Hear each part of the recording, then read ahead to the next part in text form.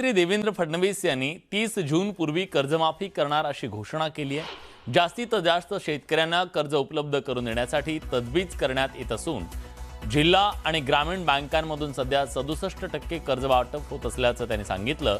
राष्ट्रीयकृत बँकांनीही 80% कर्ज वाटपाचं लक्ष्य पूर्ण करावं असे निर्देश देण्यात आलेत। राज्यासमोर एल निनोचं संकट असल्याचं सांगत यंदा 88% पावसाचा अंदाज व्यक्त करण्यात आल्याची माहिती मुख्यमंत्र्यांनी दिली।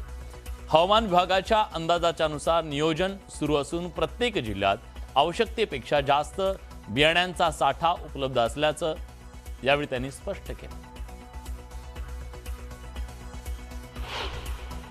30 जून पूर्वी कर्जमाफी करतोय, त्याच्यामुळे पुढच्या हंगामाकरता आपले शेतकरी पात्र असणार आहे। आपण जर सायकल बघितलं तर बहुतांश शेतकरी हे जूनच्या शेवटी जुलैमध्येच त्या ठिकाणी कर्ज घेत असतात।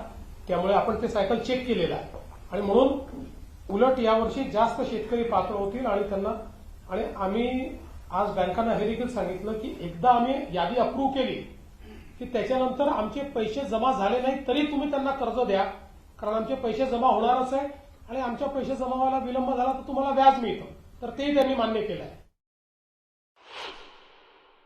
सिबिल ची मागणी कुठल्याही बँकेने करू नये या संदर्भात मी सगळ्या बँकांना सांगितलं की हेडक्वार्टरमधनं प्रत्येक ब्रँचला त्यांनी पत्र पाठवण्यास सांगितलं पाहिजे की क्रॉप लोन करता सिबिलची अट नाही। आरबीआयचेही अधिकारी होते, त्यांनी देखील त्याला पुष्टी दिलेली आहे आणि सिबिल करता कुठल्याही शेतकऱ्याची अडवणूक करायची नाही या संदर्भात आज आदेश आपण काढलेले आहेत।